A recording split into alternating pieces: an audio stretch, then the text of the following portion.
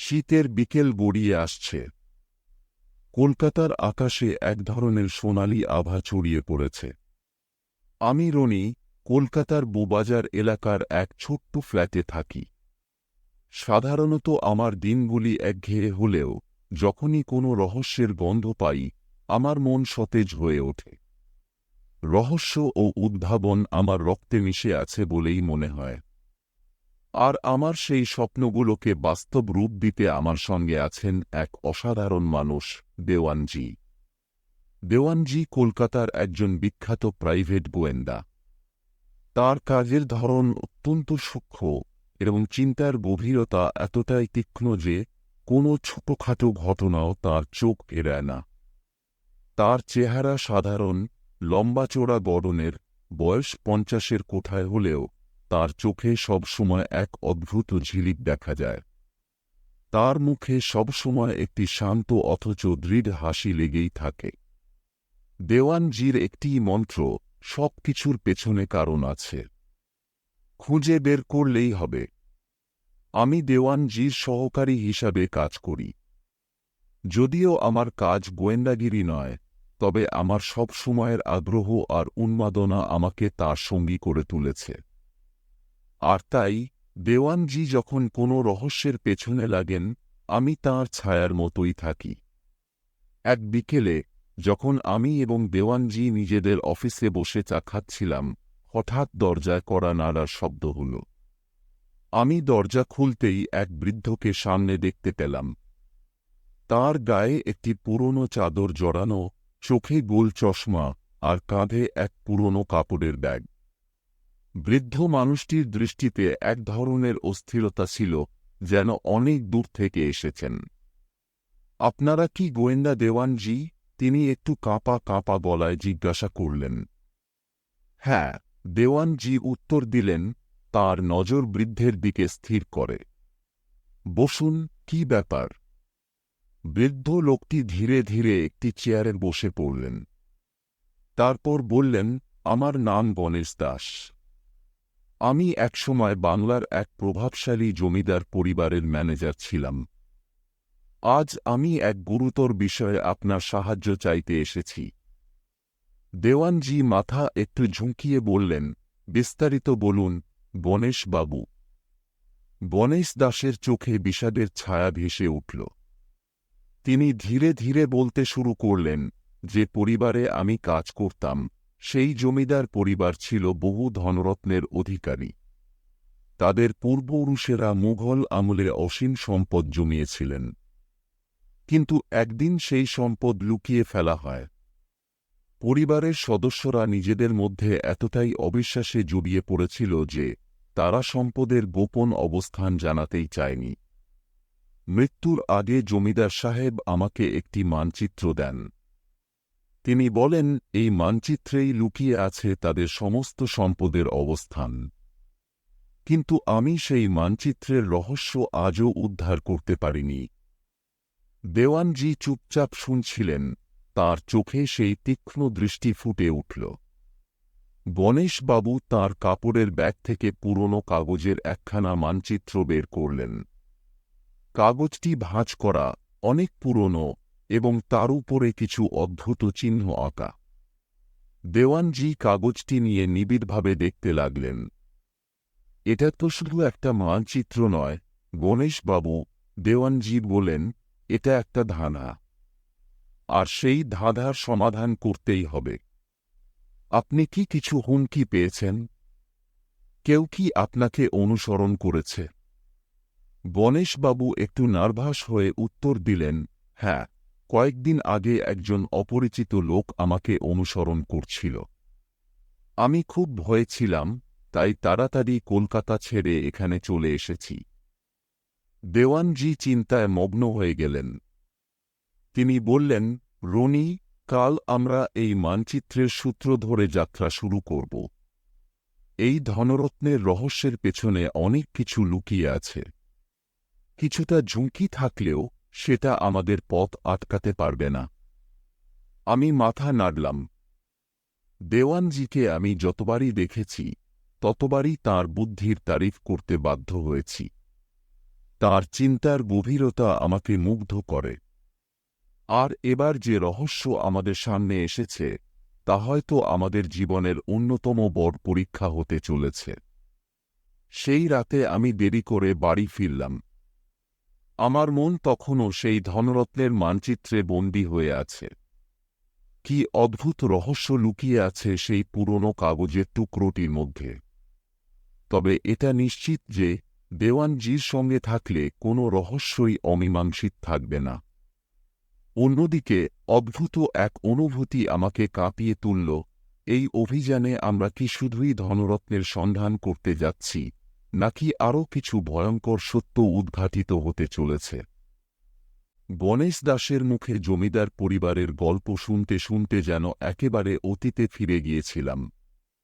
সন্ধ্যা নামার পরও আমরা দেওয়ানজির অফিসে বসেছিলাম এবং গণেশ দাস তাঁর অতীতের গল্প খুলে বলতে শুরু করলেন। আমি যখন তরুণ তখনই জমিদার পরিবারের সাথে আমার সম্পর্ক গড়ে ওঠে, গণেশ বাবু শুরু করলেন। পূর্ব বাংলার এক ছোট্ট গ্রাম, নাম চৌধুরীপুর। সেখানে মদন চৌধুরী নামে এক প্রভাবশালী জমিদার ছিলেন। তার পরিবার একসময় খুবই ধনী ছিল। মুঘল আমল থেকে ব্রিটিশ শাসন পর্যন্ত তাদের ক্ষমতা ছিল অপরিসীম। জমি, ধনরত্ন, স্বর্ণ সব কিছুতেই তাদের অধিকার ছিল। গণেশ বাবুর চোখে যেন পুরনো দিনের সেই স্মৃতি ভেসে উঠল। তিনি বলেন, জমিদার মদন চৌধুরী একজন অত্যন্ত বুদ্ধিমান মানুষ ছিলেন।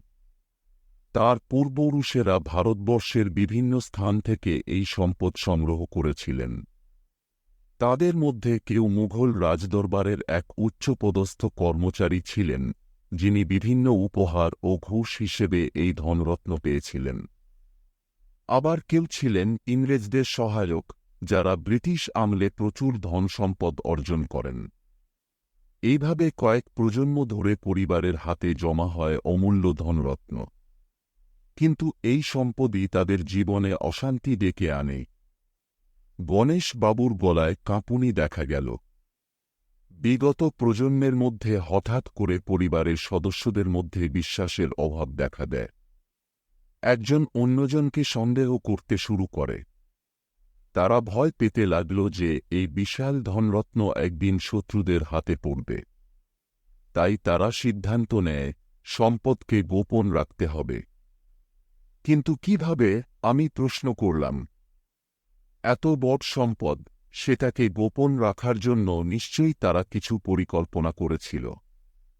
গণেশ দাস মাথা নাড়লেন। হ্যাঁ, পরিকল্পনা করেছিল। পরিবারটি একদিন সবার সম্মতিতে সিদ্ধান্ত নেয় সম্পদগুলোকে বিভিন্ন স্থানে লুকিয়ে রাখা হবে। চৌধুরীপুরের জমিদার বাড়ির ভেতরে এবং আশেপাশের এলাকায় লুকানো হয় সেই ধনরত্ন। পরিবারের এক গোপন সভায় স্থির হয় একটি বিশেষ মানচিত্রের মাধ্যমে সম্পদের অবস্থান নির্দেশ করা হবে। সেই মানচিত্রটি পরিবারের একমাত্র প্রধান উত্তরাধিকারীর কাছে থাকবে। কিন্তু দুর্ভাগ্যবশত সেই সময়ে পরিবারের প্রধান উত্তরাধিকারী মদন চৌধুরীর পুত্র হঠাৎ করে মারা যান। ফলে মানচিত্রটির গোপনীয়তা বাড়তে থাকে। দেওয়ানজি একটানা শুনছিলেন।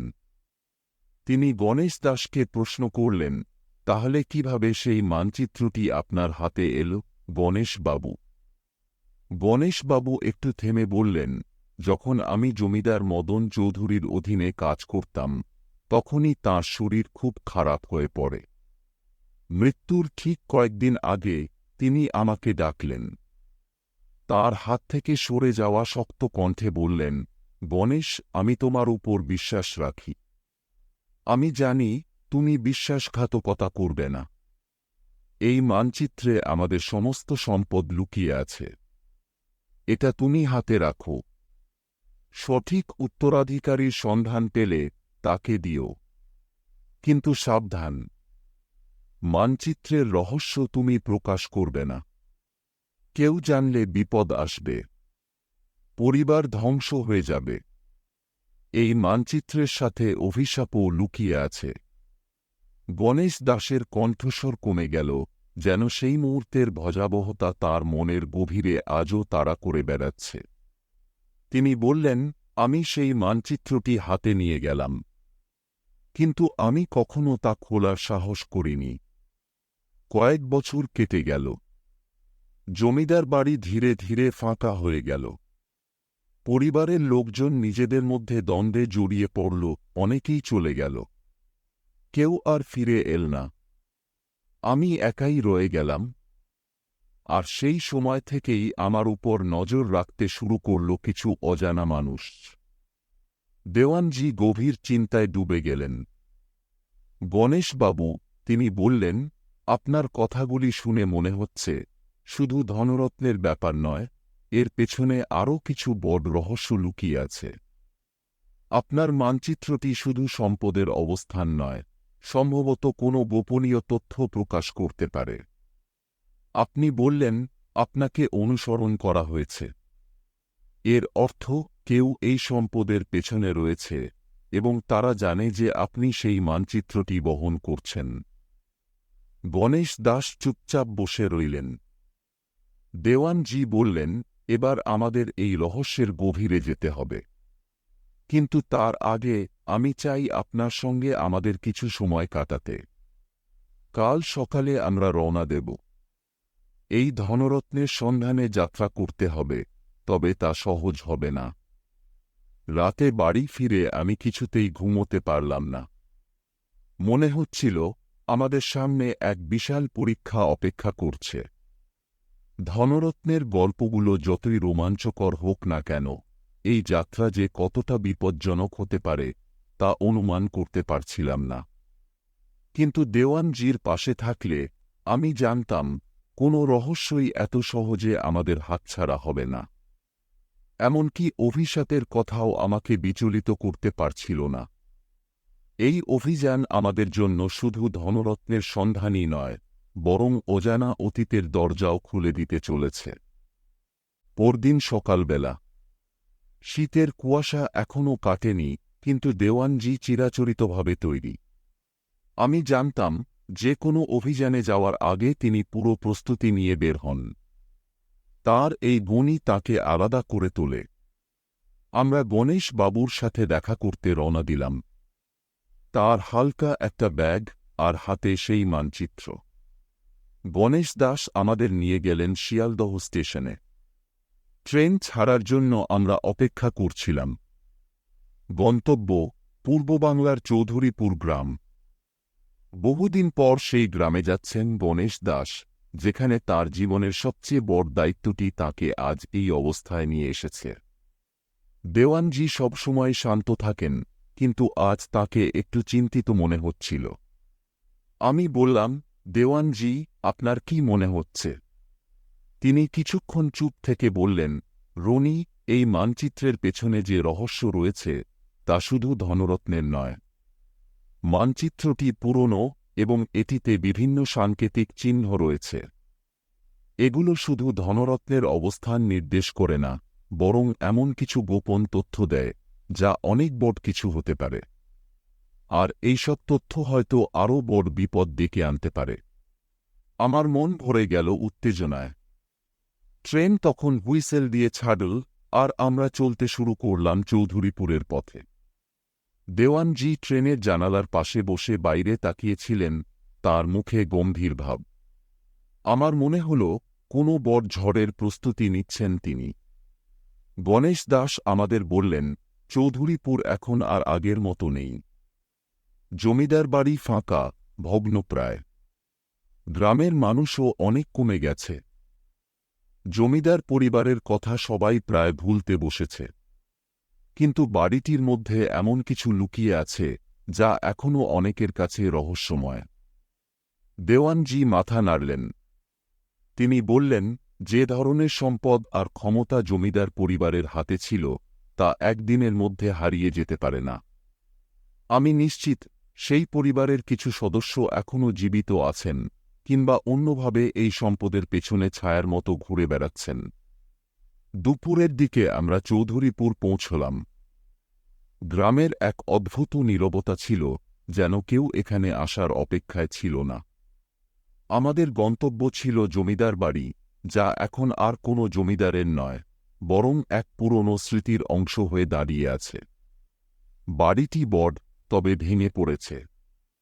দেয়ালগুলোতে শ্যাওলা জমেছে, কাঠের দরজাগুলো ভেঙে পড়ার উপক্রম।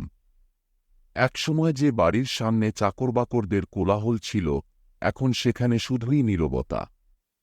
আমরা বাড়ির ভেতরে ঢুকলাম। ভিতরের অবস্থা আরও শোচনীয়, মেঝেতে ধুলো জমেছে, আর বাতাসে এক ধরনের পুরনো কাঠের গন্ধ। গণেশ দাস আমাদের নিয়ে গেলেন একটি বড় ঘরে। ঘরটির মধ্যে একসময় জমিদারদের সভা বসত। বড় বড় কাঠের টেবিল আর চারপাশে পুরনো পেইন্টিং ঝুলছিল।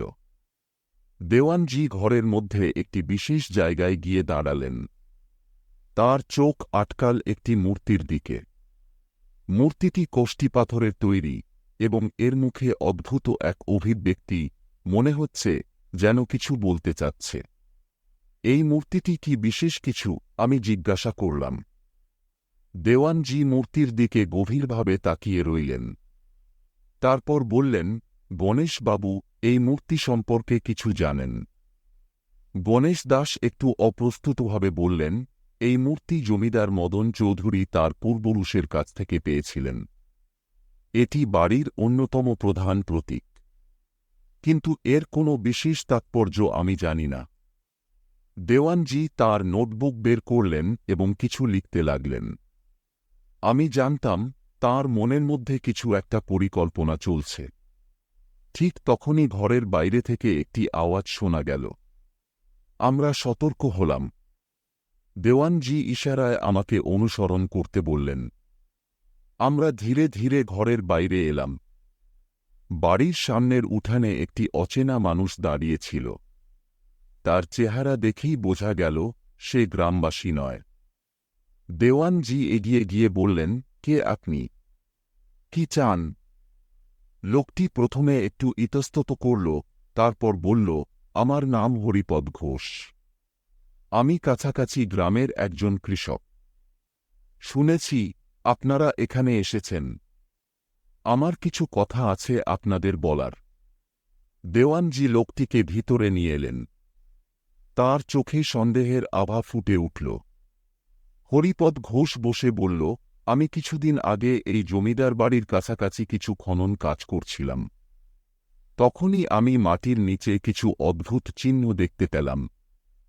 সেগুলো দেখে মনে হল এখানে কিছু লুকানো আছে, কিন্তু আমি আর সাহস করে খুঁজতে পারিনি। আমরা একে অপরের দিকে তাকালাম। দেওয়ানজি বললেন, আপনি কি আমাদের সেই জায়গাটি দেখাতে পারেন? হরিপদ ঘোষ একটু চিন্তিত মুখে বলল, আমি ঠিক জানি না সেটি কতটা নিরাপদ, তবে আমি আপনাদের সেখানে নিয়ে যেতে পারি। আমরা সিদ্ধান্ত নিলাম সেই জায়গায় যাওয়াই সঠিক হবে। বাড়ির পিছন দিকে এক পুরনো গাছের নিচে হরিপদ ঘোষ আমাদের নিয়ে গেল। সেখানেই মাটির নিচে ছিল কিছু চিহ্ন, যা দেখে মনে হচ্ছিল এখানে কিছু লুকানো আছে। দেওয়ানজি দ্রুত মাটির চিহ্নগুলো পরীক্ষা করলেন। তার চোখে এক ধরনের ঝিলিক দেখা গেল। তিনি বললেন, রনি, এটি সেই মানচিত্রের সাথে সম্পর্কিত হতে পারে। গণেশবাবু, আপনার হাতে থাকা মানচিত্রটি একটু বের করুন তো। গণেশ দাস মানচিত্রটি বের করলেন। দেওয়ানজি সেটি মাটির চিহ্নের সাথে মিলিয়ে দেখতে লাগলেন। তার চোখে চমক ফুটে উঠল। তিনি বললেন, আমরা ঠিক পথেই আছি, কিন্তু আরও কিছু তথ্যের প্রয়োজন। মনে হচ্ছে রহস্য আরও গভীরে লুকিয়ে আছে। আমরা সবাই চুপ করে দাঁড়িয়ে রইলাম। দেওয়ানজি বললেন, এই রহস্যের সমাধান করতে আমাদের আরও গভীরে যেতে হবে। এর পেছনে এমন কিছু লুকিয়ে আছে যা শুধু ধনরত্নের সন্ধান নয়, বরং অতীতের কোনো ভয়াবহ সত্য উদ্ঘাটন করবে। আমাদের যাত্রা শুরু হয়েছিল একটি মানচিত্রের মাধ্যমে, কিন্তু এবার আমরা এমন এক পথে এগিয়ে যাচ্ছিলাম যা আরও বড় কিছু আবিষ্কারের দিকে নিয়ে যাবে। চৌধুরীপুরের জমিদার বাড়ির পেছনে দাঁড়িয়ে আমরা ভাবছিলাম আমাদের সামনে কি অপেক্ষা করছে। দেওয়ানজি চুপচাপ মাটির চিহ্নগুলো পরীক্ষা করছিলেন। হরিপদ ঘোষ ভয় মিশ্রিত কণ্ঠে বলল, বাবু, আমি আপনাদের যা দেখানোর ছিল তা দেখিয়েছি। এখন আমি আর এখানে থাকতে পারছি না। কিছুদিন আগে থেকে এখানে কেমন যেন অদ্ভুত আওয়াজ শুনতে পাচ্ছি। বাড়ির ভেতরে একা একা চলাফেরা করতে গিয়ে গা ছমছম করে। দেওয়ানজি তাকে ধন্যবাদ জানিয়ে বললেন, ভয় পাবেন না, আমরা এখানে আছি। আপনি চাইলে এখন বাড়ি ফিরে যেতে পারেন, কিন্তু কোনো বিপদ দেখলে আমাদের খবর দেবেন। হরিপদ ঘোষ বিদায় নিল, আর আমরা সেই পুরনো গাছের নিচের মাটির চিহ্ন নিয়ে চিন্তিত হয়ে দাঁড়িয়ে রইলাম। দেওয়ানজি মাটির ওপরের শ্যাওলাগুলো সরিয়ে ফেললেন। কিছুক্ষণ পরে একটা ছোট পাথরের পাটাতন দেখা গেল, যা মাটির নিচে লুকানো ছিল। পাটাতনের গায়ে খোদাই করা কিছু চিহ্ন দেখা যাচ্ছিল, যা দেখেই বোঝা গেল এগুলো সাধারণ চিহ্ন নয়। রনি, দেখো তো এই চিহ্নগুলো, দেওয়ানজি বললেন। এগুলো খুব পরিচিত মনে হচ্ছে। এর আগেও কোথাও দেখেছি। আমি খেয়াল করে চিহ্নগুলো দেখতে লাগলাম। চিহ্নগুলোর আকার এবং শৈলী দেখে মনে হচ্ছিল এগুলো প্রাচীন কোনো লিপির অংশ, যা সাধারণ মানুষের চোখে অচেনা। কিন্তু দেওয়ানজির অভিজ্ঞতা অসাধারণ। তিনি সব সময় বিভিন্ন ধাঁধার সমাধান করতে দক্ষ। দেওয়ানজি তার নোটবুক থেকে একটি পাতা ছিঁড়ে নিলেন এবং চিহ্নগুলোর স্কেচ করে নিলেন। তারপর বললেন, এই পাথরের নিচে কিছু লুকানো আছে, আমি নিশ্চিত। কিন্তু আমাদের সরঞ্জাম দরকার। রনি, তুমি গ্রামে গিয়ে কিছু শ্রমিক জোগাড় করতে পারবে? আমাদের এটা খনন করতে হবে। আমি গ্রামে রওনা দিলাম এবং কয়েকজন শ্রমিককে জোগাড় করলাম। কিছুক্ষণ পরেই আমরা সবাই মিলে পাথরের পাটাতন সরাতে শুরু করলাম। পাথরটি বেশ ভারী ছিল, তবে অনেক কষ্টে তা সরানো গেল। পাথরের নিচে দেখা গেল একটি সরু গর্ত, যা নিচে নেমে গেছে। দেওয়ানজি তাঁর টর্চলাইট জ্বালালেন এবং গর্তের ভেতরে আলোকপাত করলেন। নিচে একটি সিঁড়ি দেখা গেল, যা গভীর অন্ধকারে মিশে গেছে। গণেশ দাস ভয়ে সিঁটিয়ে গেলেন। তিনি বললেন, বাবু, এই জায়গাটি আমি কোনোদিনও দেখিনি। জমিদার বাড়ির পুরনো চাকরবাকররাও কোনোদিন বলেনি এখানে কোনো গুপ্ত সিঁড়ি আছে। দেওয়ানজি শান্ত কণ্ঠে বললেন, গণেশ বাবু, আপনাকে সাহস রাখতে হবে। এই সিঁড়িটি কোথাও না কোথাও নিয়ে যাচ্ছে। আমাদের এটি অনুসরণ করতেই হবে। আপনি এবং রনি উপরে থাকুন। আমি নিচে যাচ্ছি। আমি একবার দেওয়ানজির দিকে তাকালাম। তার চোখে কোনো ভয় ছিল না, বরং সেই রহস্য উদ্ঘাটনের তীব্র আকাঙ্ক্ষা দেখা যাচ্ছিল।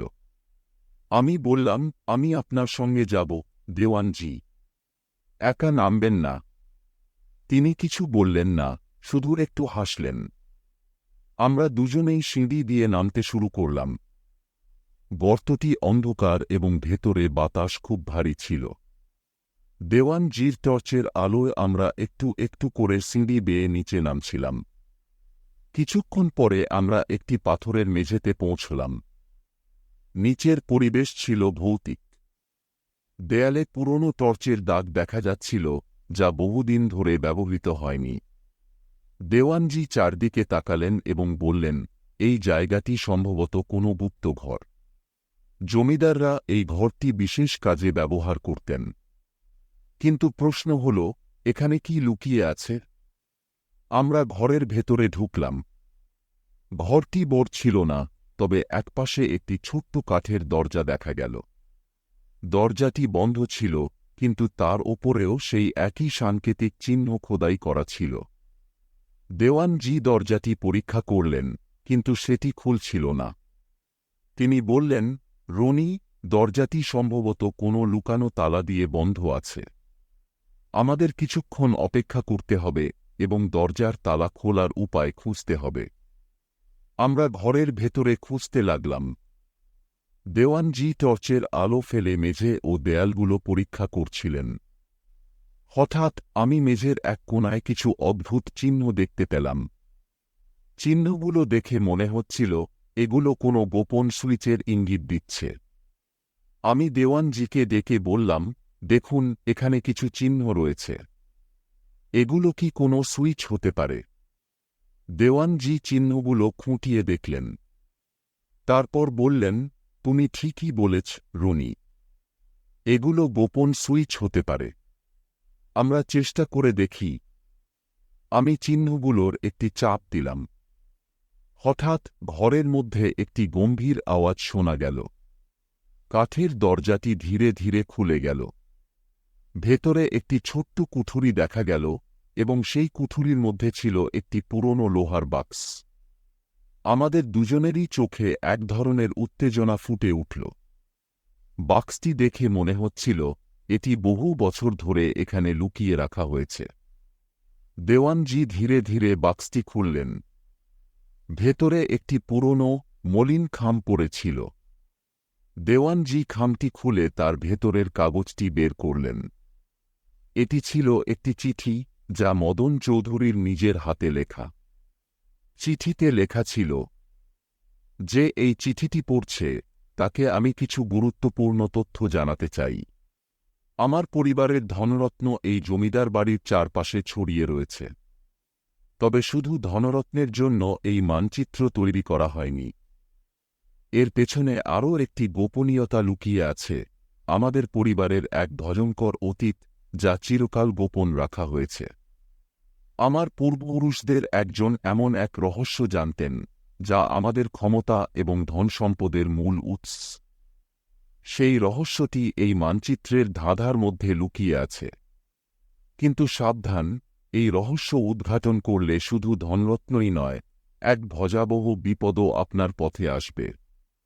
দেওয়ানজি চিঠিটি পড়ে গভীর চিন্তায় ডুবে গেলেন। তিনি বললেন, রনি, আমরা শুধু ধনরত্নের সন্ধানে নেই। এই রহস্যের পেছনে এমন কিছু লুকিয়ে আছে, যা মদন চৌধুরীর পরিবারের ইতিহাসকে সম্পূর্ণ বদলে দিতে পারে। আমাদের আরও সতর্ক থাকতে হবে। আমি জানতাম এই যাত্রা আর সহজ হবে না। আমাদের সামনে এখন এক বিশাল চ্যালেঞ্জ।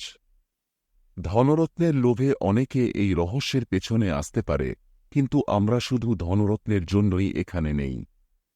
আমরা সেই গোপন সত্য উদ্ঘাটনের জন্য এসেছি, যা হয়তো আমাদের সামনে এক অজানা বিপদ নিয়ে আসবে।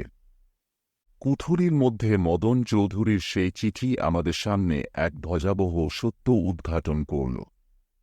দেওয়ানজি তখন চুপচাপ বসে চিঠিটি আবার পড়ছিলেন।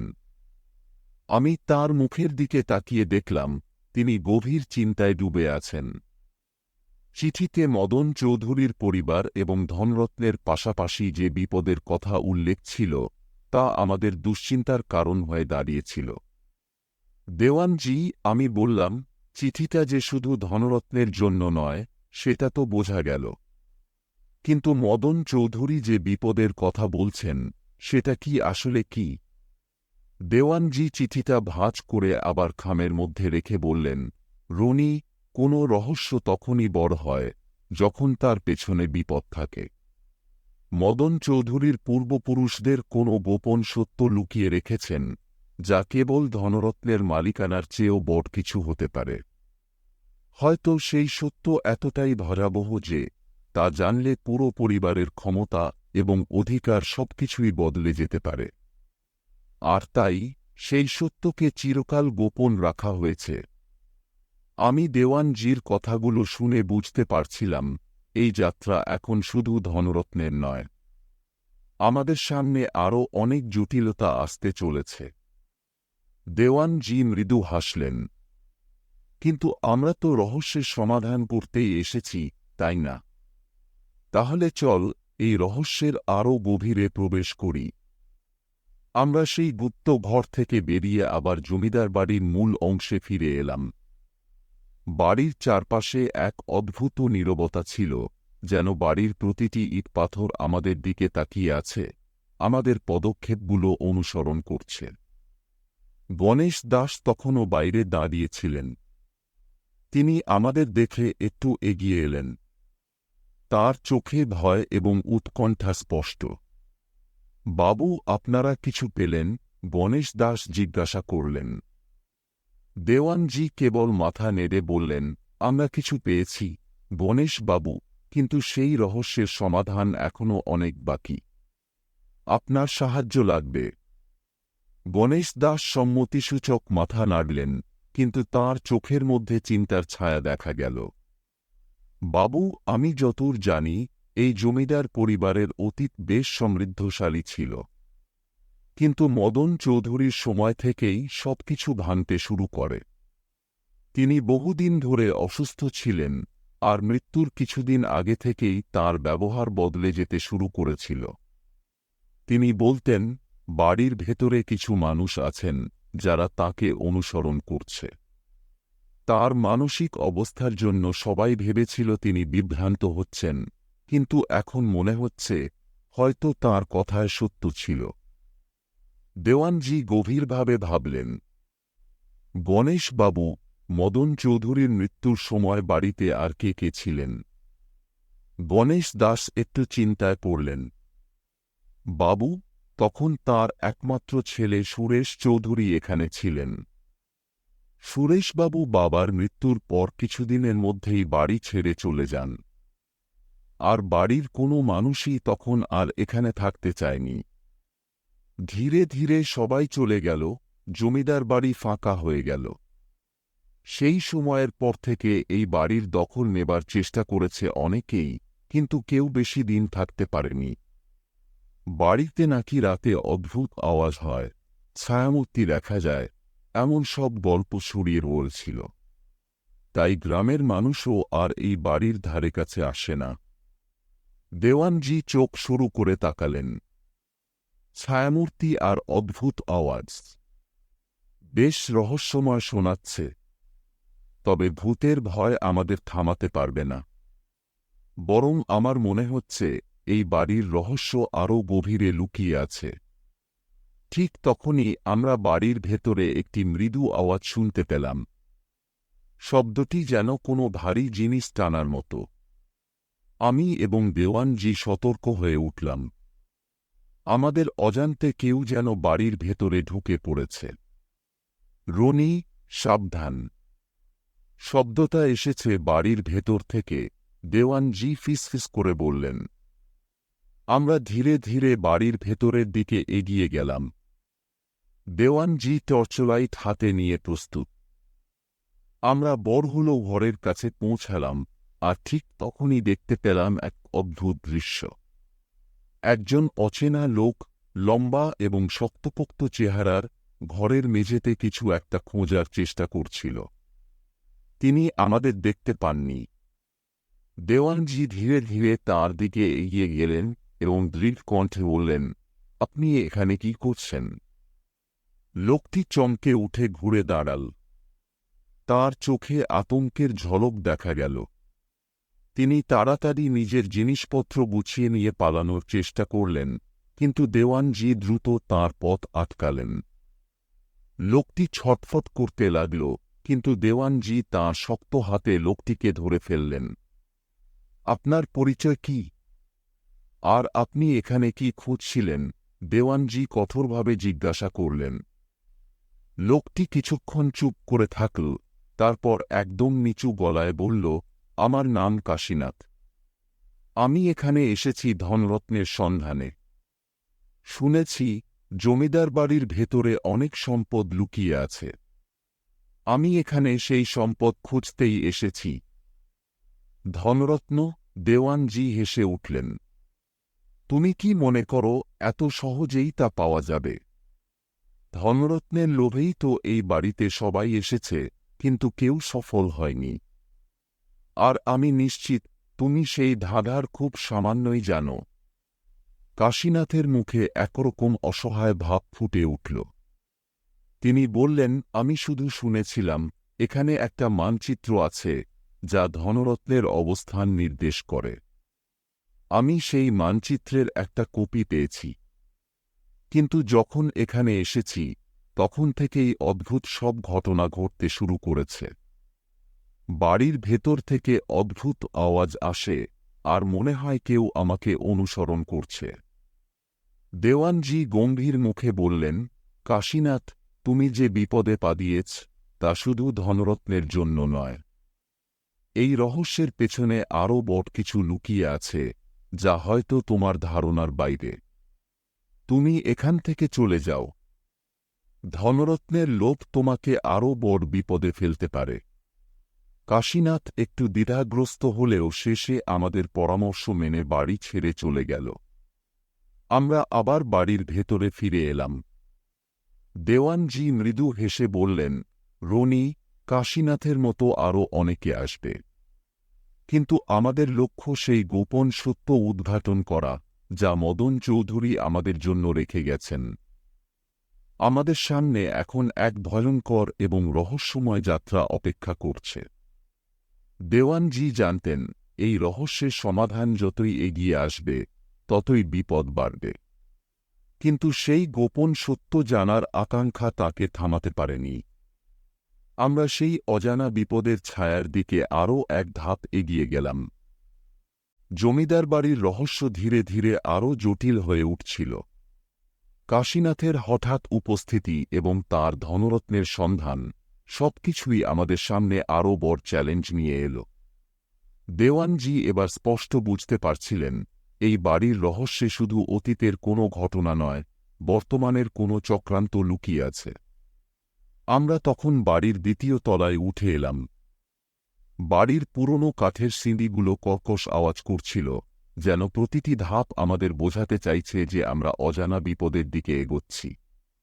দেওয়ানজি খুব মনোযোগী ছিলেন, প্রতিটি খুঁটিনাটি লক্ষ্য করছিলেন। আমি তার পিছন পিছন চলছিলাম, আর একরকম ভয়ের সাথে উত্তেজনাও বোধ করছিলাম। দেওয়ানজি বলেন, রনি, আমরা এখন বাড়ির সেই অংশে যাচ্ছি যেটি অনেকদিন ধরে বন্ধ ছিল। এখানে হয়তো এমন কিছু লুকিয়ে আছে, যা এই রহস্যের সমাধানের চাবিকাঠি হতে পারে। দোতলার করিডোরে এসে আমরা একপাশে একটি বন্ধ দরজা দেখতে পেলাম। দরজাটির ওপর অনেক ধুলো জমেছিল, আর তার হাতলও মরচে পড়ে গেছে। দেওয়ানজি দরজার সামনে দাঁড়িয়ে বললেন, এখানেই আসল রহস্য লুকিয়ে থাকতে পারে। দরজাটি খুলতে হবে। দেওয়ানজি একটি লোহার রড ব্যবহার করে দরজাটি খোলার চেষ্টা করলেন। কিছুক্ষণ পর দরজাটি কড়মড় শব্দ করে খুলে গেল। আমরা ভেতরে ঢুকলাম এবং টর্চের আলো ফেলে চারপাশ দেখতে শুরু করলাম। ঘরটি বেশ বড় এবং ভেতরে নানা ধরনের পুরনো আসবাবপত্র ছড়িয়ে ছিটিয়ে ছিল। দেওয়ালগুলোতে পুরনো ছবি ঝুলছিল, যা জমিদার পরিবারের অতীতের স্মৃতি বহন করছিল।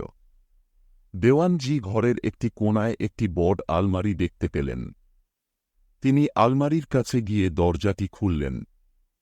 ভেতরে কিছু পুরনো বই, দলিলপত্র এবং একটি ছোট্ট বাক্স ছিল।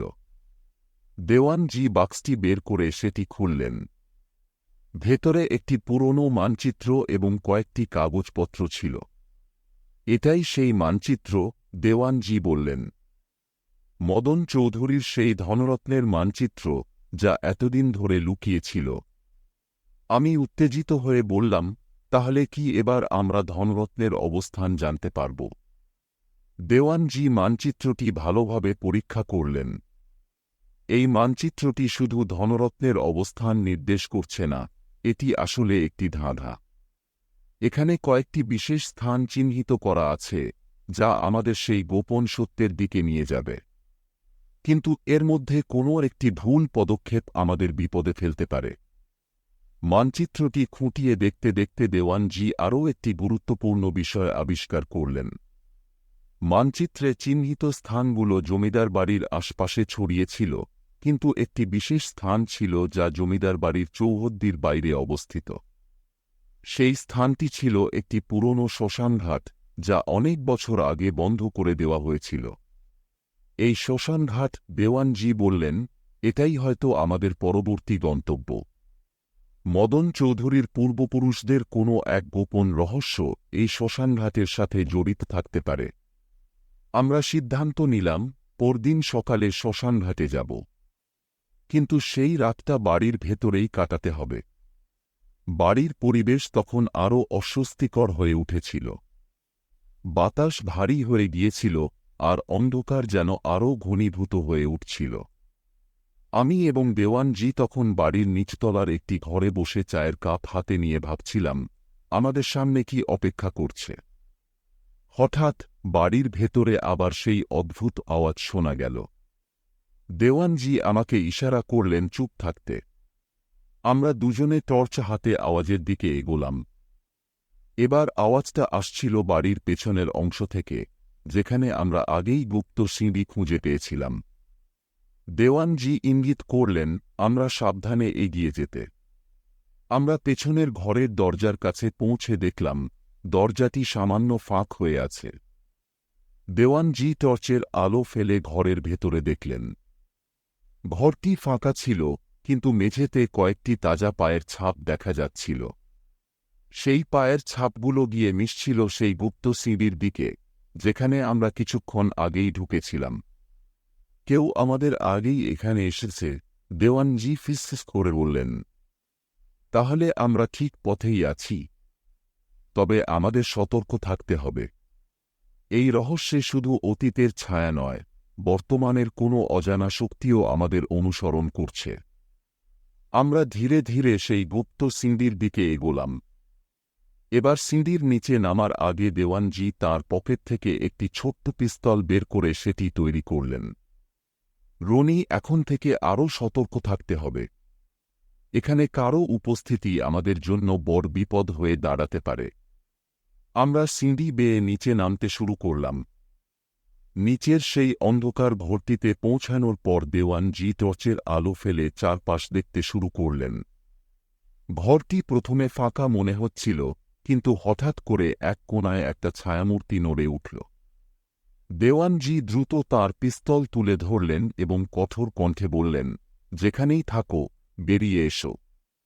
ছায়ামূর্তি ধীরে ধীরে এগিয়ে এলো, আর আমরা দেখতে পেলাম একজন মধ্যবয়সী লোক, তার চোখে আতঙ্কের ছাপ স্পষ্ট। লোকটি হাত তুলে আমাদের সামনে এসে দাঁড়াল। আমি কোনো ক্ষতি করতে আসিনি, তিনি কাঁপতে কাঁপতে বললেন। আমি শুধু ধনরত্নের সন্ধানে এসেছি।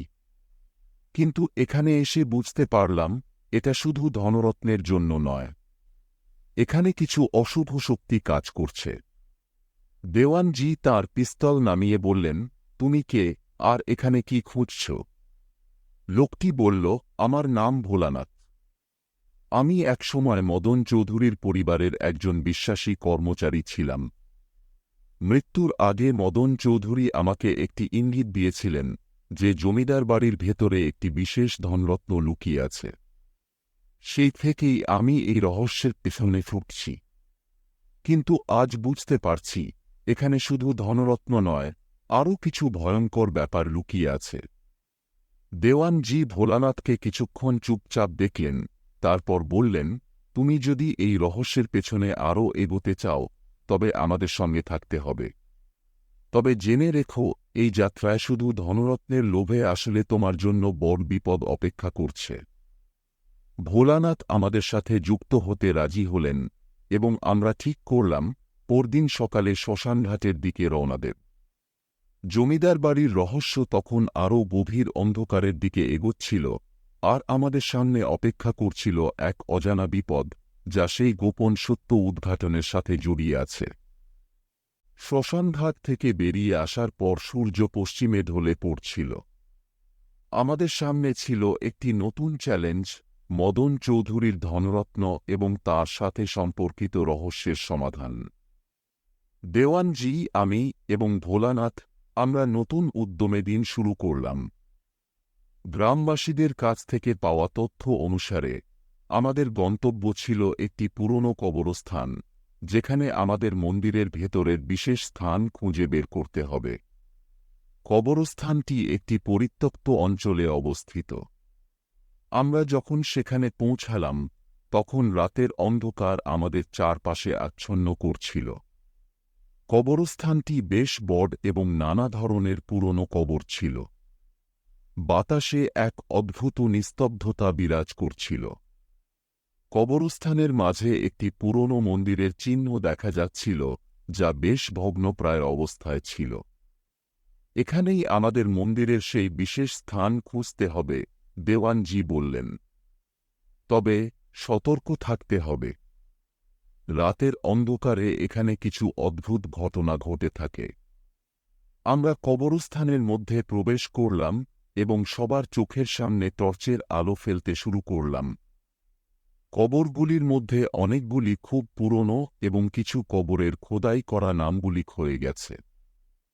দেওয়ানজি মন্দিরের চিহ্নের দিকে ইশারা করে বললেন, এই মন্দিরের আশেপাশেই কিছু লুকানো থাকতে পারে। মন্দিরটির কাছাকাছি পৌঁছে আমরা একটি বট কবরের পাশে দাঁড়ালাম। কবরটি ছিল পুরনো এবং এর উপর মিশ্রিত মাটি ও পাথরের স্তূপ। দেওয়ানজি পাথরের স্তূপ সরাতে শুরু করলেন। আমার চোখে তখন ভয় আর উদ্বেগের ছায়া পড়েছিল। দেওয়ানজি, এই কবরটির সাথে কি কোনো সম্পর্ক থাকতে পারে? আমি জিজ্ঞাসা করলাম। অবশ্যই হতে পারে, দেওয়ানজি বললেন। মদন চৌধুরীর ধনরত্ন এবং তার পরিবারের ইতিহাস সম্পর্কে অনেক কিছু জানা যায়নি। এই কবরটি হয়তো সেই পরিবারের একজন গুরুত্বপূর্ণ সদস্যের হতে পারে। দেওয়ানজি পাথরের স্তূপ সরানোর পর একটি পুরনো লোহার ঢাকনা প্রকাশ পেল।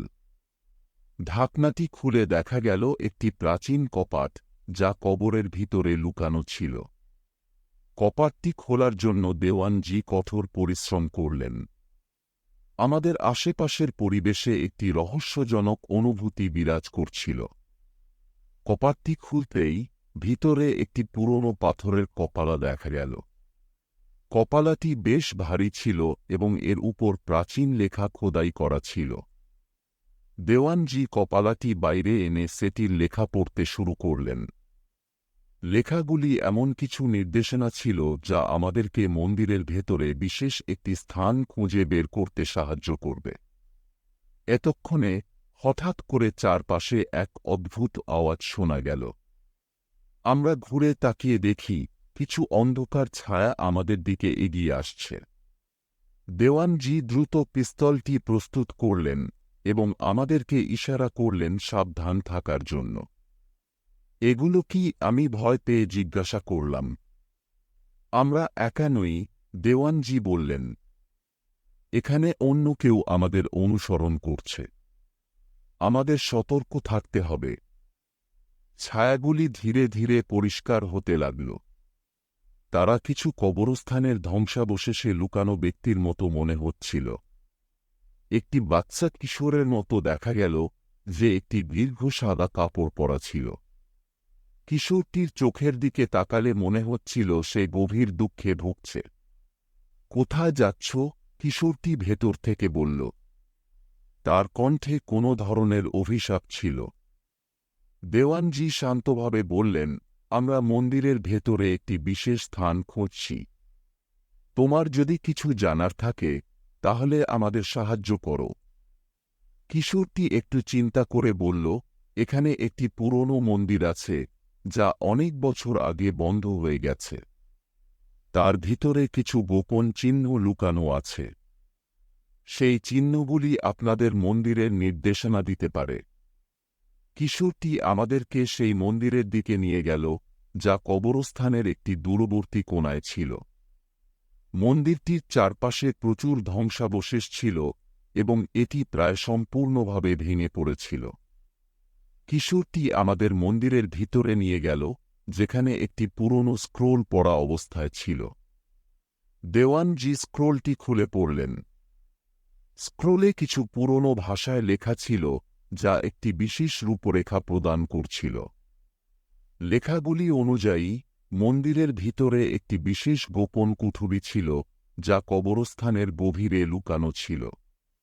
এটা আমাদের মন্দিরের জন্য একটি গুরুত্বপূর্ণ নির্দেশনা, দেওয়ানজি বললেন। আমরা এবার মন্দিরের সেই বিশেষ কুঠুরি খুঁজতে পারব।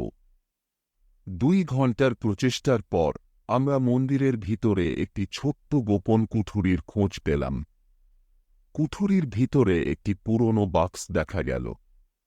বাক্সটি খুলতে গেলে একটি পুরনো চিঠি এবং কিছু গহনা বেরিয়ে এলো। চিঠিটি মদন চৌধুরীর হাত দিয়ে লেখা ছিল এবং এতে কিছু গুরুত্বপূর্ণ নির্দেশনা ছিল। এই চিঠিটি, দেওয়ানজি বললেন, মদন চৌধুরীর ধনরত্নের স্থান সম্পর্কে একটি অত্যন্ত গুরুত্বপূর্ণ নির্দেশনা প্রদান করছে। এটি আমাদের রহস্যের সমাধানে সাহায্য করবে। চিঠি পড়ার পর দেওয়ানজি আমাদেরকে একটি বিশেষ স্থান দেখাতে বললেন, যা কবরস্থানের একটি দূরবর্তী অংশে ছিল। আমরা সেখানকার সমস্ত তথ্য এবং প্রতিটি সূচনামূলক চিহ্ন খুঁটিয়ে দেখলাম। যেমনই রাতের অন্ধকার আরও ঘনীভূত হচ্ছিল, আমাদের সামনে আসছিল একটি নতুন রহস্যের সম্মুখীন। মৃত্যুর মুখোমুখি হতে হতে আমাদের ধনরত্নের সন্ধান ও রহস্যের সমাধানে এগিয়ে যেতে হবে, যেখানে আমাদের সামনে দাঁড়িয়েছিল এক নতুন বিপদ ও চ্যালেঞ্জ।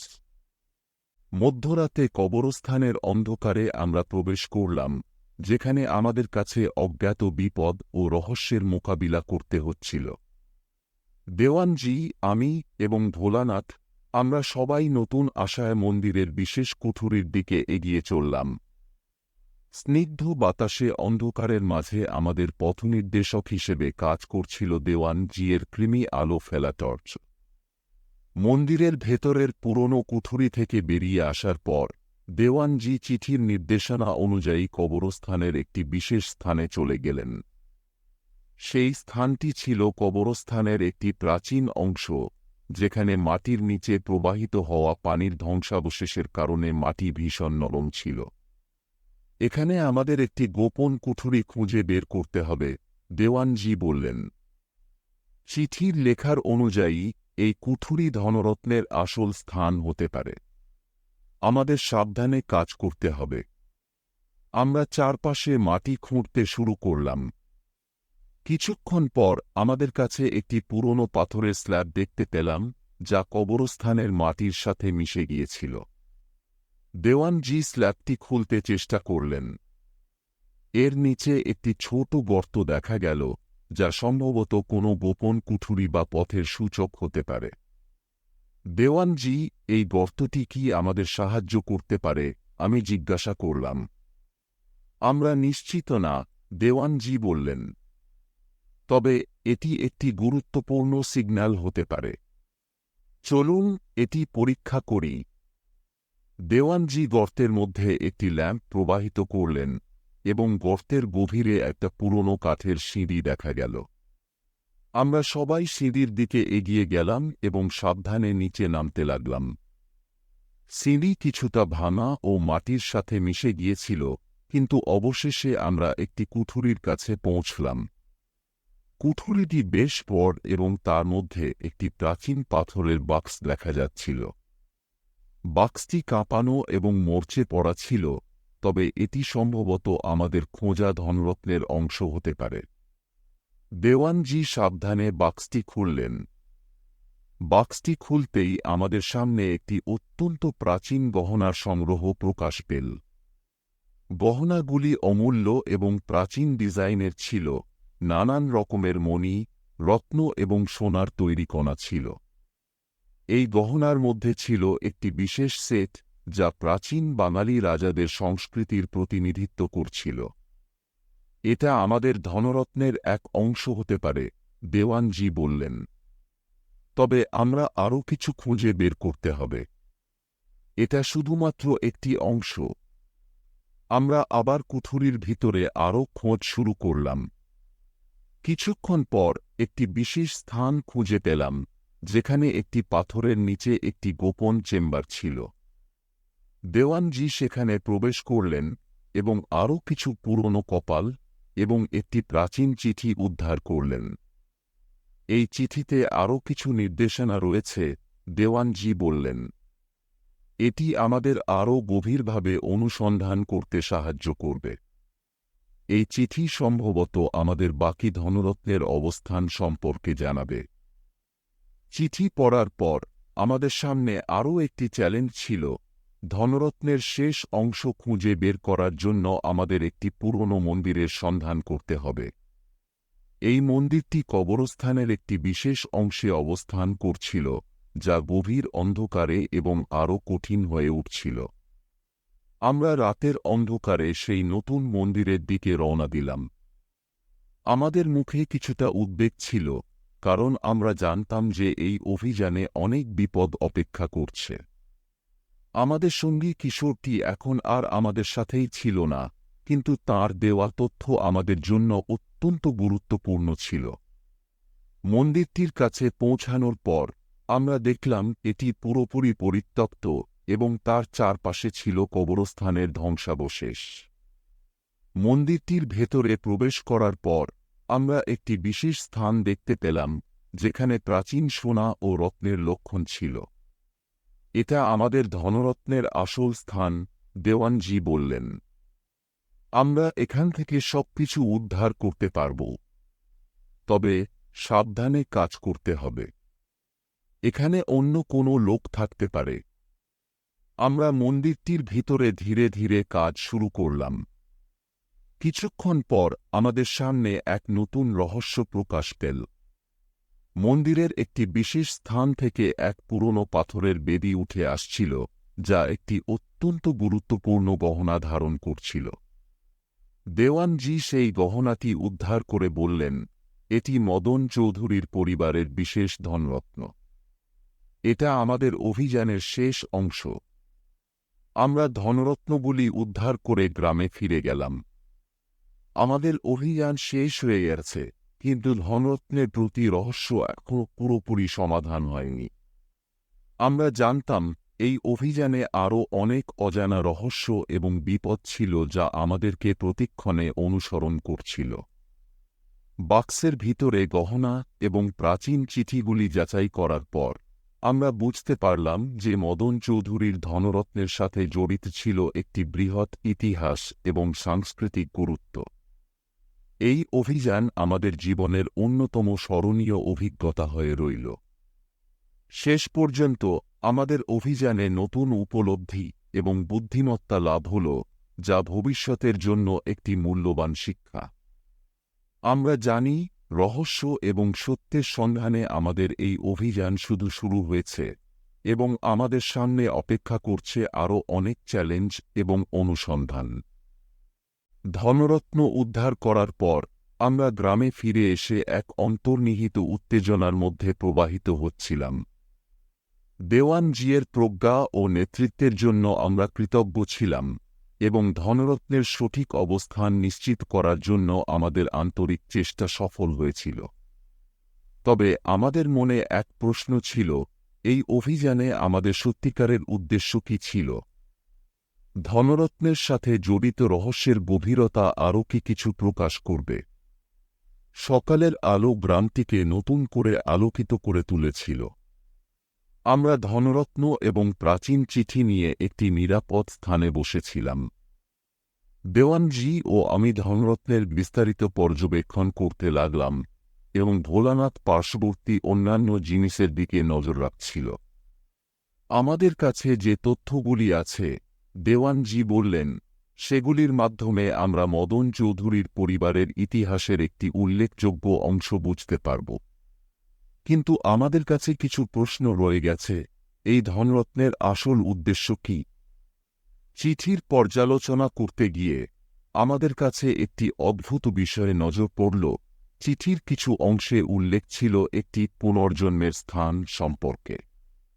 চিঠির ভাষায় উল্লেখ ছিল যে মদন চৌধুরীর পরিবার ধনরত্ন সংগ্রহ করে তাদের ঐতিহ্য ও সংস্কৃতির সুরক্ষা করতে চেয়েছিল, এবং এটি একটি গোপন স্থান যেখানে ইতিহাস এবং সংস্কৃতির মূল্যবান অংশগুলি রাখা হয়েছে। এটি একটি সাংস্কৃতিক ধন, দেওয়ানজি বললেন। এই ধনরত্নের আসল উদ্দেশ্য সম্ভবত ইতিহাস এবং সংস্কৃতির সংরক্ষণ করা। তবে এই স্থানে যাওয়ার পথ খুঁজতে হলে আমাদের আরও কিছু তথ্য প্রয়োজন। আমরা চিঠির নির্দেশনা অনুযায়ী সেই পুনর্জন্মের স্থান সম্পর্কে আরও তদন্ত করতে শুরু করলাম। গ্রামে কিছু পুরনো লোকেরা ছিলেন যারা মদন চৌধুরীর পরিবার সম্পর্কে জানতেন। তাদের সাথে কথা বলে আমরা জানতে পারলাম যে মদন চৌধুরীর পরিবারে একটি প্রাচীন মন্দির ছিল, যা পরবর্তীকালে অবহেলিত হয়ে পড়ে। দেওয়ানজি একটি পরিকল্পনা তৈরি করলেন। আমরা সেই পুরনো মন্দিরটিতে যাব, যেখানে আমাদের মনে হচ্ছে ধনরত্নের গোপন উদ্দেশ্য থাকতে পারে। আমাদের নতুন তথ্য অনুসারে এটি সম্ভবত ঐতিহাসিক একটি স্থান হতে পারে। আমরা সঙ্গী হয়ে সেই পুরনো মন্দিরের দিকে রওনা দিলাম। মন্দিরটি ছিল একটি পরিত্যক্ত অঞ্চল যা অনেক বছর ধরে অযত্নে পড়েছিল। এটি প্রকৃতির দ্বারা আচ্ছন্ন হয়ে গিয়েছিল এবং এটি প্রায় সম্পূর্ণভাবে ভেঙে পড়েছিল। মন্দিরটির অভ্যন্তরে প্রবেশ করার পর আমরা একটি প্রাচীন বেদি খুঁজে পেলাম। বেদিটির উপর কিছু পুরনো ভাষায় লেখা ছিল, যা মদন চৌধুরীর ঐতিহ্য ও সংস্কৃতির গুরুত্বপূর্ণ অংশ তুলে ধরছিল। দেওয়ানজি বেদিটির কাছাকাছি গিয়ে পরীক্ষা করতে লাগলেন। এই বেদিটি একটি বিশেষ স্থান, দেওয়ানজি বললেন। এটি সম্ভবত আমাদের ধনরত্নের আসল উদ্দেশ্য ও স্থান সম্পর্কে নির্দেশ করে। মন্দিরের ভেতর আমরা আরও কিছু প্রাচীন চিহ্ন খুঁজে পেলাম, যা মদন চৌধুরীর পরিবারের ইতিহাস ও সংস্কৃতির সংরক্ষণে সাহায্য করছিল। এই চিহ্নগুলি থেকে আমরা বুঝতে পারলাম যে ধনরত্ন সংগ্রহের মাধ্যমে মদন চৌধুরী পরিবার তাদের ঐতিহ্য ও সাংস্কৃতিক মূল্যগুলি সংরক্ষণ করতে চেয়েছিল। আমরা বুঝতে পারছি যে দেওয়ানজি বললেন, এই ধনরত্নের আসল উদ্দেশ্য ছিল ইতিহাস ও সংস্কৃতির সংরক্ষণ। এটি একটি সাংস্কৃতিক যাত্রা যা মদন চৌধুরীর পরিবারের আদর্শকে প্রকাশ করে। আমরা ধনরত্ন ও প্রাচীন চিহ্নগুলি নিয়ে গ্রামে ফিরে আসলাম। ধনরত্নগুলি স্থানীয় প্রশাসনের কাছে হস্তান্তর করা হল, যারা এটি সঠিকভাবে সংরক্ষণ করবে এবং জনসাধারণের জন্য উন্মুক্ত করবে। গ্রামের মানুষেরা আমাদের এই অভিযানে সাহায্য করার জন্য ধন্যবাদ জানাল। দেওয়ানজি, আমি এবং ভোলানাথ আমরা সবাই একটি অনুভূতি নিয়ে ফিরে এলাম যে আমাদের অভিযান শুধুমাত্র একটি রহস্যের সমাধান ছিল না, বরং এটি একটি সাংস্কৃতিক ও ঐতিহাসিক অভিযানে পরিণত হয়েছে। শেষ রাতে গ্রামবাসীদের সাথে একটি সাদাসিধে উৎসব অনুষ্ঠিত হল। উৎসবের মাধ্যমে আমরা বুঝতে পারলাম এই অভিযান আমাদের জীবনে কেমন একটি অমূল্য অভিজ্ঞতা যোগ করেছে। মদন চৌধুরীর ধনরত্নের ইতিহাস আমাদের কাছে একটি বড় শিক্ষা নিয়ে এসেছে, যেখানে সত্যিকারের মূল্য ছিল সাংস্কৃতিক সংরক্ষণ ও ঐতিহ্য। এভাবে আমাদের অভিযানের এক নতুন অধ্যায় শেষ হল। তবে আমাদের সামনে আরও অনেক চ্যালেঞ্জ এবং রহস্য রয়েছে যা আমাদের প্রতীক্ষা করছে। দেওয়ানজির প্রজ্ঞা ও নেতৃত্বের জন্য আমরা কৃতজ্ঞ, এবং এই অভিযানে আমরা যে অভিজ্ঞতা লাভ করেছি তা আমাদের ভবিষ্যতের জন্য একটি মূল্যবান শিক্ষা হয়ে থাকবে।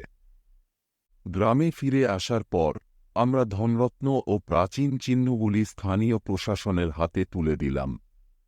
এটি নিশ্চিত করল যে মদন চৌধুরীর পরিবারের সাংস্কৃতিক ঐতিহ্য ও ইতিহাস সঠিকভাবে সংরক্ষিত হবে।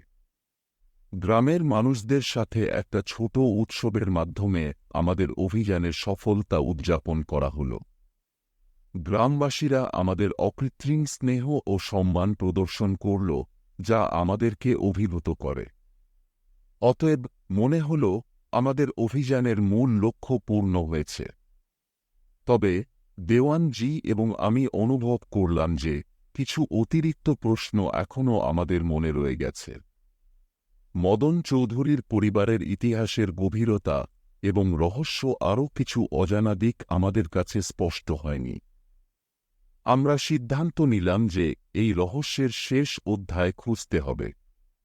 কিছু নির্দিষ্ট তথ্য এবং লিঙ্ক রয়েছে যা এখনও আমাদের জানানো হয়নি। দেওয়ানজি আমাকে জানালেন, আমরা যে তথ্য পেয়েছি তা সত্যিই গুরুত্বপূর্ণ, কিন্তু আমাদের মনে হচ্ছে এই অভিযানে আরও কিছু অবিস্পষ্ট অধ্যায় রয়েছে। হয়তো অতীতের কিছু গোপনীয়তা এখনও প্রকাশ হয়নি। একটি পুরনো পাণ্ডুলিপির সূত্র ধরে আমরা জানতে পারলাম যে মদন চৌধুরী পরিবারের ইতিহাসে আরও কিছু রহস্যময় বিষয় জড়িত থাকতে পারে। পাণ্ডুলিপিতে উল্লেখ ছিল যে মদন চৌধুরী পরিবারের অন্যান্য সদস্যদের সম্পর্কিত কিছু গোপন নথি সারা দেশে ছড়িয়ে ছিটিয়ে রয়েছে। এই নথিগুলি সংগ্রহ করার জন্য আমাদের আরও কিছু অনুসন্ধান করতে হবে। আমরা প্রথমেই যাত্রা শুরু করলাম পুরনো নথির জন্য। দেওয়ানজি এবং আমি সিদ্ধান্ত নিলাম কলকাতার প্রাচীন লাইব্রেরি এবং নথি সংগ্রহের স্থানগুলোতে যাচাই করতে। ভোলানাথ আমাদের সাথে যাবে, কারণ তার ভূগোলের বিশেষ জ্ঞান আমাদের অভিযানে সহায়তা করবে। কলকাতার লাইব্রেরি একটি বিশাল পুরনো ভবন, যেখানে পুরনো নথি এবং পাণ্ডুলিপির বিশাল সংগ্রহ রয়েছে। আমরা সেখানে পৌঁছে পুরনো ডকুমেন্টগুলো খুঁজতে শুরু করলাম। বইয়ের পাতায় পাতায় বিভিন্ন ধরনের তথ্য, লেখক এবং ইতিহাস ছিল। দেওয়ানজি নথিগুলি খুঁটিয়ে দেখতে লাগলেন।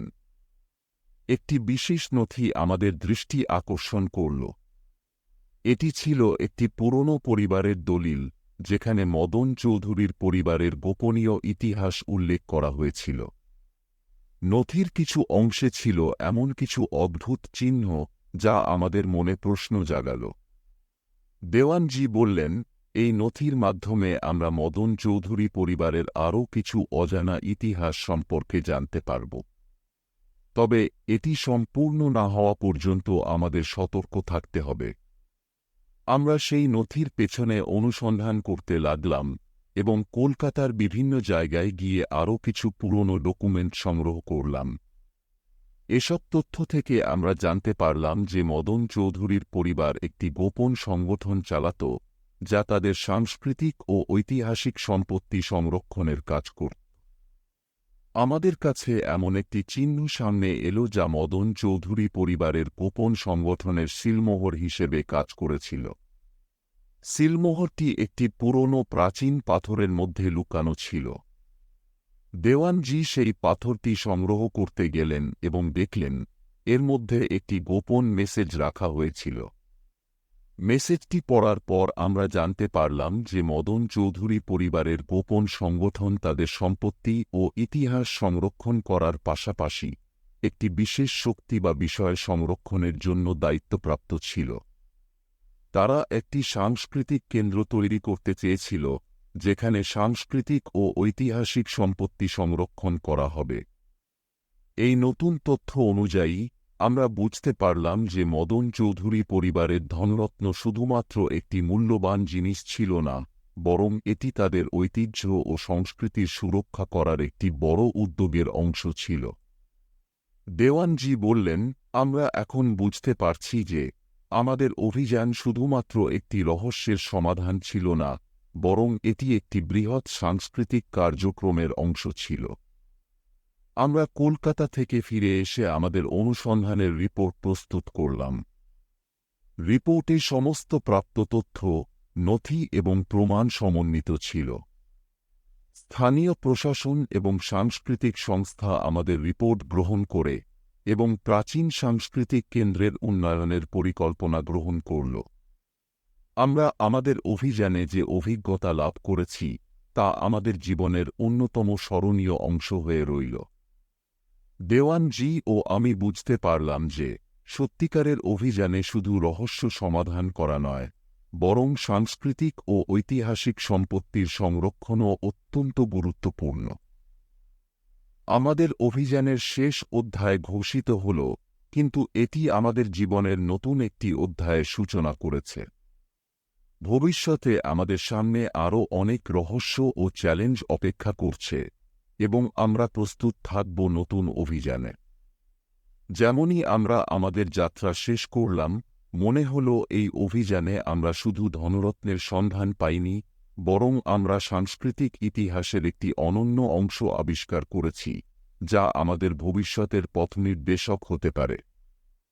ধনরত্ন উদ্ধার এবং সাংস্কৃতিক কেন্দ্রের পরিকল্পনার পর আমরা শান্তির এক নতুন অধ্যায়ে প্রবাহিত হচ্ছিলাম। কলকাতা এবং গ্রামে আমাদের কাজ সম্পন্ন হয়েছে, কিন্তু আমাদের মনে কিছু অদ্ভুত প্রশ্ন রয়ে গিয়েছিল। আমাদের অভিযান শুধুমাত্র একটি রহস্যের সমাধান ছিল না, বরং এটি নতুন পথে যাওয়ার একটি সংকেত ছিল। দেওয়ানজি, আমি এবং ভোলানাথ আমরা এখন আরও একটি নতুন উদ্দেশ্য নিয়ে ভাবছিলাম। মদন চৌধুরী পরিবারের সাংস্কৃতিক সম্পত্তির ইতিহাসের গভীরতা এই বিশাল পরিসরের রহস্যকে আমাদের সামনে আরও নতুন দিগন্ত উন্মোচিত করতে পারে। আমরা জানতাম যে এই অভিযানে আমাদের সামনে নতুন কিছু পরিকল্পনা থাকতে পারে। একদিন দেওয়ানজি আমাকে বললেন, আমাদের এই অভিযানের মাধ্যমে আমরা একটি বড় শিক্ষা লাভ করেছি। তবে আমাদের মনে হচ্ছে যে মদন চৌধুরী পরিবারের ইতিহাসের আরও কিছু অজানা দিক রয়েছে।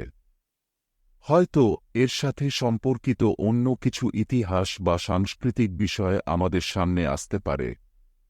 আমরা বুঝতে পারলাম যে আমাদের অভিযানের পেছনে আরও কিছু গভীর ইতিহাস লুকানো থাকতে পারে।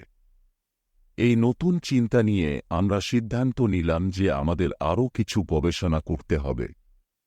আমরা সিদ্ধান্ত নিলাম পুরনো ইতিহাসবিদদের সাথে সাক্ষাৎ করতে এবং অন্যান্য গবেষণাগারে গিয়ে আরও তথ্য সংগ্রহ করার। আমরা প্রথমে পুরনো ইতিহাসবিদ অধ্যাপক সুরেশ চক্রবর্তীকে সাক্ষাৎ করলাম, যিনি বাংলার প্রাচীন ইতিহাসে বিশেষজ্ঞ ছিলেন। অধ্যাপক চক্রবর্তী আমাদের অনুসন্ধানের তথ্য দেখলেন এবং বললেন, মদন চৌধুরী পরিবারের ইতিহাস একটি বিশাল প্রাচীন সংস্কৃতির অংশ। এই পরিবারের সাথে সম্পর্কিত বহু প্রাচীন প্রথা ও ইতিহাস রয়েছে, যা বর্তমানে অনেকাংশে হারিয়ে গেছে। অধ্যাপক চক্রবর্তীর কাছ থেকে আমরা জানলাম যে মদন চৌধুরী পরিবার পূর্বপুরুষদের কপাল থেকে কিছু গুরুত্বপূর্ণ ঐতিহাসিক তথ্য সংগ্রহ করেছে, যা বর্তমানে অনেকাংশে অজ্ঞাত। অধ্যাপক চক্রবর্তী আমাদের কিছু প্রাচীন গ্রন্থের নাম দিলেন, যেগুলির মধ্যে আরও নতুন তথ্য পাওয়া যেতে পারে। আমরা সেই গ্রন্থগুলির সন্ধানে বের হলাম। গ্রন্থাগারে গিয়ে আমরা কিছু পুরনো এবং অমূল্য পাণ্ডুলিপি পেলাম। এই পাণ্ডুলিপিগুলির মধ্যে অনেক তথ্য ছিল যা মদন চৌধুরী পরিবারের ইতিহাস এবং সাংস্কৃতিক কর্মকাণ্ডের বিস্তারিত বিবরণ প্রদান করেছিল। একটি বিশেষ পাণ্ডুলিপি আমাদের দৃষ্টি আকর্ষণ করল। এতে উল্লেখ ছিল একটি প্রাচীন মহার্ঘ নথি সম্পর্কে, যা একটি গোপন স্থানে সংরক্ষিত ছিল। এই নথি সম্ভবত মদন চৌধুরী পরিবারের সাংস্কৃতিক ইতিহাসের মূল চাবিকাঠি ছিল। দেওয়ানজি এবং আমি ওই নথির অনুসন্ধানে নেমে পড়লাম। পাণ্ডুলিপির সূত্র অনুসারে নথিটি সম্ভবত বাংলার প্রাচীন রাজধানী কাশীপুরে একটি গোপন মন্দিরের মধ্যে রাখা ছিল। আমরা কাশীপুরের দিকে যাত্রা শুরু করলাম। কাশীপুরে পৌঁছানোর পর আমরা প্রাচীন মন্দিরের খোঁজ শুরু করলাম। মন্দিরটি ছিল একটি প্রত্যন্ত গ্রামে, যা প্রাকৃতিক সৌন্দর্যের মাঝে লুকানো ছিল। মন্দিরটির চারপাশে ছিল প্রাচীন ধ্বংসাবশেষ এবং বনভূমি। মন্দিরের ভেতর প্রবেশ করার পর আমরা একটি গোপন কক্ষ খুঁজে পেলাম, যা অনেক বছর ধরে বন্ধ ছিল। গোপন কক্ষের মধ্যে প্রবেশ করার পর আমরা একটি বিশেষ বেদি পেলাম। বেদিটির নিচে একটি পুরনো কাঠের বাক্স ছিল, যা বেশ প্রাচীন এবং মরচে পড়া ছিল। দেওয়ানজি সাবধানে বাক্সটি খুললেন এবং ভিতরে একটি প্রাচীন নথি উদ্ধার করলেন। নথিটি ছিল মহার্ঘ নথি, যা মদন চৌধুরী পরিবারের সাংস্কৃতিক ঐতিহ্যের মূল স্তম্ভ। নথিটি পড়ার পর আমরা জানতে পারলাম যে মদন চৌধুরী পরিবার একটি বিশাল সাংস্কৃতিক প্রকল্পে নিযুক্ত ছিল, যা বাংলার প্রাচীন ঐতিহ্য সংরক্ষণে সহায়তা করেছিল। এই প্রকল্পটি ছিল একটি সাংস্কৃতিক পুনর্জাগরণের উদ্যোগ, যা বাংলার প্রাচীন সংস্কৃতি ও ইতিহাসকে নতুন করে জীবন্ত করে তুলতে চেয়েছিল। এটি আমাদের অভিযানের শেষ অধ্যায়, দেওয়ানজি বললেন। আমরা এখন বুঝতে পারছি যে মদন চৌধুরী পরিবারের ইতিহাস শুধু একটি ধনরত্নের অংশ ছিল না, বরং এটি বাংলার প্রাচীন সংস্কৃতির পুনর্জাগরণের একটি বিশাল উদ্যোগ ছিল। আমরা সেই মহার্ঘ নথি এবং অন্যান্য প্রমাণাদি নিয়ে গ্রামে ফিরে এলাম। স্থানীয় প্রশাসন এবং সাংস্কৃতিক সংস্থা আমাদের নতুন তথ্য গ্রহণ করল এবং বাংলার প্রাচীন সংস্কৃতির পুনর্জাগরণের জন্য একটি নতুন উদ্যোগ ঘোষণা করল।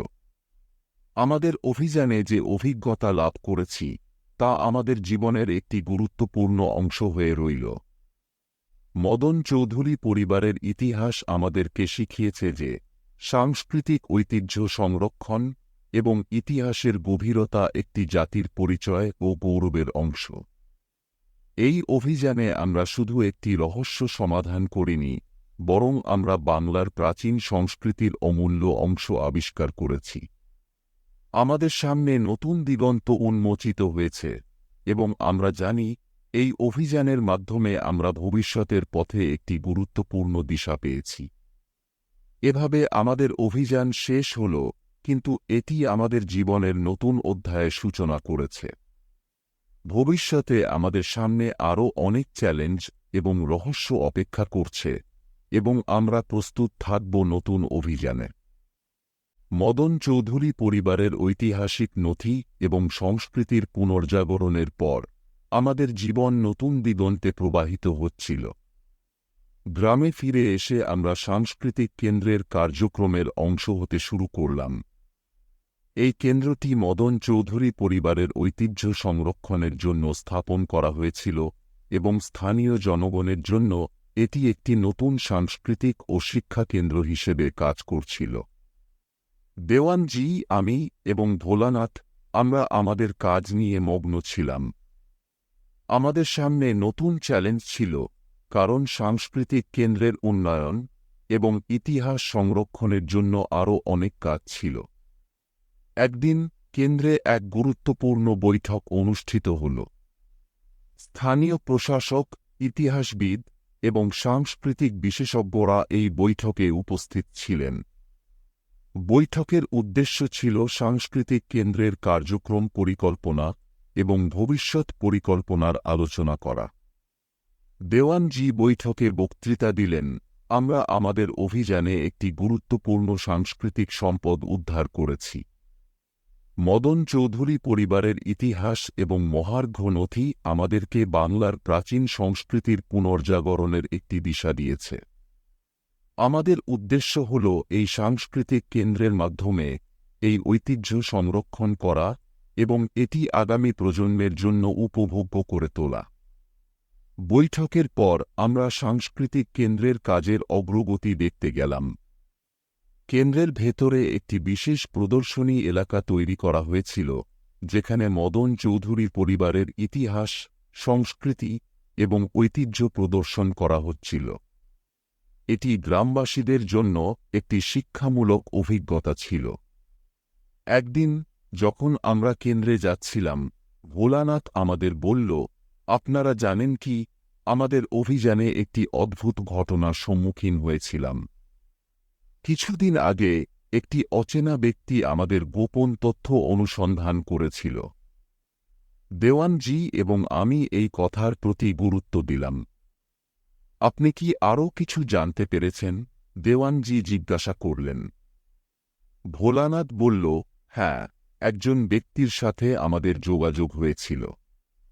তিনি আমাদের অভিযানের বিষয়ে কিছু তথ্য জানতে চেয়েছিলেন, কিন্তু তার পরিচয় সম্পর্কে কোনো বিস্তারিত জানাতে পারেননি। তার আগমন আমাদের চিন্তায় রেখেছে। এই নতুন তথ্য আমাদের উদ্বিগ্ন করে তুলল। আমরা বুঝতে পারলাম যে আমাদের অভিযানে অন্য কেউ অন্তর্ভুক্ত হতে পারে, যারা আমাদের কাজের প্রতি আগ্রহী। আমরা সিদ্ধান্ত নিলাম এই ব্যক্তির সম্পর্কে আরও তদন্ত করতে। দেওয়ানজি আমাদের অনুসন্ধানে সহায়তার জন্য স্থানীয় পুলিশ প্রশাসনকে জানালেন। পুলিশ কিছু তথ্য সংগ্রহ করে আমাদেরকে জানাল যে এই অচেনা ব্যক্তির পরিচয় একটি পুরনো ধনী পরিবারের সদস্য হিসেবে হতে পারে, যাদের ইতিহাস মদন চৌধুরী পরিবারের সাথে সংযুক্ত হতে পারে। আমরা সেই পরিবারের সাথে যোগাযোগ করার চেষ্টা করলাম। তাদের ইতিহাসে গবেষণা করার পর আমরা জানতে পারলাম যে এই পরিবারও মদন চৌধুরী পরিবারের ইতিহাসের অংশ ছিল এবং তাদের মধ্যে কিছু পুরনো বিরোধ ছিল। একদিন সেই পরিবারের সাথে একটি বৈঠক অনুষ্ঠিত হল। পরিবারের প্রধান রাজীব চৌধুরী আমাদের বললেন, আমাদের পরিবারের ইতিহাস দীর্ঘ এবং জটিল। মদন চৌধুরী পরিবারের সাথে আমাদের কিছু পুরনো বিরোধ ছিল। আমরা এই বিরোধের একটি শান্তিপূর্ণ সমাধান খুঁজতে চাই। আমাদের কিছু তথ্য রয়েছে যা আমাদের ঐতিহ্য এবং ইতিহাসের সঠিকতা নিশ্চিত করতে সহায়তা করতে পারে। দেওয়ানজি বললেন, আমরা আগ্রহী যে এই বিরোধের সমাধান করা হোক এবং ইতিহাসের সঠিকতা নিশ্চিত করা হোক। আমরা মদন চৌধুরী পরিবারের ইতিহাসের গুরুত্ব বুঝতে পেরেছি এবং এটি সবার জন্য উপকারী হবে। রাজীব চৌধুরী আমাদের কিছু প্রাচীন নথি এবং চিঠি প্রদান করলেন, যা মদন চৌধুরী পরিবারের ইতিহাসের এক নতুন দিক উন্মোচিত করল। এই নথিগুলি গবেষণার মাধ্যমে আমরা জানতে পারলাম যে মদন চৌধুরী পরিবারের ইতিহাসে কিছু অজানা বিষয় ছিল যা আমাদের অভিযানকে পূর্ণতা দিতে সহায়তা করবে। আমরা নতুন প্রাপ্ত তথ্য সংগ্রহ করে সাংস্কৃতিক কেন্দ্রের প্রদর্শনী আপডেট করলাম। এটি গ্রামবাসীদের এবং দর্শনার্থীদের জন্য আরও তথ্যপূর্ণ এবং শিক্ষামূলক হয়ে উঠল। আমাদের সাংস্কৃতিক কেন্দ্রটি এখন একটি গুরুত্বপূর্ণ শিক্ষা কেন্দ্র হিসেবে প্রতিষ্ঠিত হয়েছে।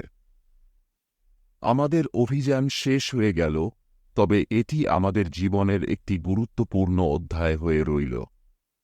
আমরা বুঝতে পারলাম যে ইতিহাস এবং সংস্কৃতির সংরক্ষণ একটি চলমান প্রক্রিয়া এবং এর মধ্যে অনেক নতুন অধ্যায় লুকানো থাকে। এই অভিযানে আমাদের শিক্ষা এবং অভিজ্ঞতা আমাদের ভবিষ্যতের জন্য একটি মূল্যবান দিশা হয়ে রইল। দেওয়ানজি, আমি এবং ভোলানাথ, আমরা সবাই নতুন নতুন চ্যালেঞ্জ এবং অভিযানে প্রস্তুত থাকব। আমাদের সামনে আরও অনেক রহস্য এবং গল্প রয়েছে এবং আমরা জানি এই অভিযানে আমরা শুধু একটি অধ্যায় শুরু করেছি, বাকি সব অধ্যায় আমাদের অপেক্ষা করছে। শেষ পর্যন্ত আমাদের এই অভিযান আমাদের শিখিয়েছে যে সংস্কৃতি এবং ইতিহাসের সঠিক সংরক্ষণ আমাদের জাতির পরিচয় এবং গৌরবের অংশ, এবং এটি আমাদের ভবিষ্যতের জন্য একটি অমূল্য শিক্ষা হয়ে থাকবে।